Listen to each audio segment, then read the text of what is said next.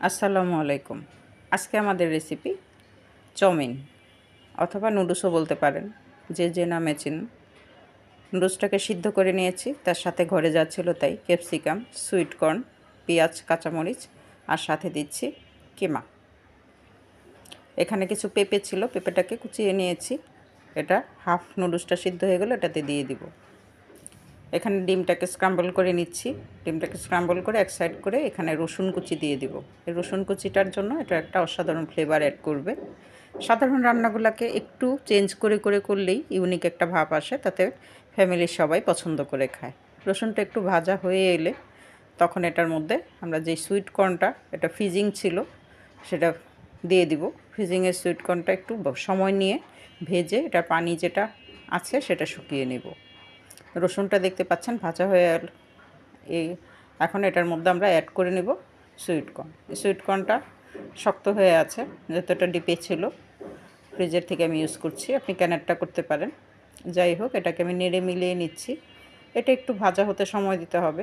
এটা হয়ে গেলে দেন এটার মধ্যে আমরা কাঁচামরিচ, পেঁয়াজ এটা দিয়ে দিচ্ছি। পেঁয়াজ কাঁচামরিচটা যখনই এটার সাথে দিব তখন আর বেশি সময় আমরা ওয়েস্ট করব না, কাঞ্চি ভাবটা থাকবে, সেভাবে রান্না। এখানে আমরা গোলমরিচ দিয়েছি 1 চা চামচ, লাল মরিচের দিলাম 1 চামচ, আর সাথে কিছুটা টেস্টিং সল্ট আমি ইউজ করছি। এটা অপশনাল, আপনি না চাইলে আপনি এটাকে স্কিপ করবেন। টেস্টিং সল্ট দিলে যে কোনো খাবার একটু স্বাদ হয়, বাচ্চারা অন্তত খায়। খুবই অল্প পরিমাণে দিয়েছি, সব সময় তো আর সব খাবারে খাই না, এর জন্যই দেয়া। যাই হোক, এই পর্যায়ে এটা ভাজা ভাজা হয়ে এলে ক্যাপসিকামটা লাস্ট মোমেন্টে দিতে হবে। এটাও আমার ফ্রিজিং, এটা পচে যায়, তাই ফ্রিজেই রেখে দিই আমি কেটে, রান্নার সময় বের করে শুধু ইউজ করি। এই পর্যায়ে এটা যখন সমানভাবে সব ব্লেন্ড হয়ে গেছে তখন আমি নুডলসটা এটার মধ্যে অ্যাড করে দিব। নুডলসটাকে আমি 5 থেকে 6 মিনিট পেঁপে সমেত সিদ্ধ করে নিয়েছি হালকা লবণ দিয়ে।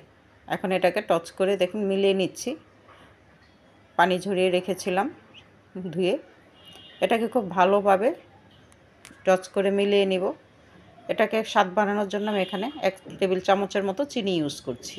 বাচ্চারা খাবে তাই দিচ্ছি, আপনি পছন্দ হলে দিবেন, নয়তো স্কিপ করবেন।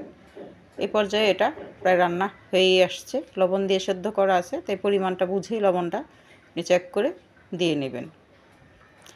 যাই হোক, রান্নাটা প্রায় শেষ।